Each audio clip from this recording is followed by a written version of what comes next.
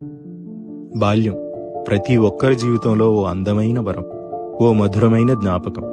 తెలిసి తెలియని వయసులో మరిచిపోలేని ఆనంద క్షణాలు ఎన్నో. ఇప్పుడంటే కలర్ టీవీలు, స్మార్ట్ టీవీలు వచ్చాయి గాని అసలు కలర్ టీవీయే కనిపించిన రోజుల్లో బ్లాక్ అండ్ వైట్ లో సాయంత్రం 4:30కు దూరదర్శన్లో ఋతురాగాలు చూసిన జ్ఞాపకం. శుక్రవారం వచ్చే చిత్రలహరి కోసం వారమంతా ఎదురు చూసిన జ్ఞాపకం. హీరో ఎవరో తెలియని రోజుల్లోనే ఆదివారం వచ్చే తెలుగు సినిమా చూసి సంబరపడిన బాల్యం.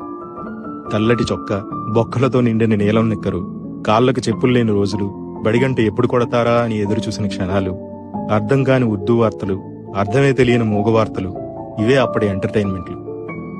చప్పరించిన పెప్పర్మెంట్లు, చీకపడేసిన మామిడి టెంకలు, స్కూల్ ఇంటర్వెల్లో కొనుక్కుతున్న ఆశా చాక్లెట్లు, దోసిళ్లతో పట్టి తాగిన బోరింగ్ నీళ్లు, గంటకి ₹2 ఇచ్చి అద్దెకు తెచ్చుకున్న పొట్టి సైకిలు, అవే ఆనాటి మధుర జ్ఞాపకాలు. ప్రతి ఒక్కరి జీవితంలో ఎప్పటికీ మర్చిపోలేని మధురమైన క్షణాలు.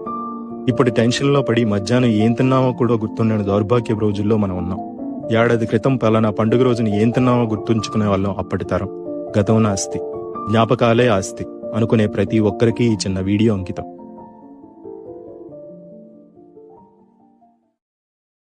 Download ShareChat.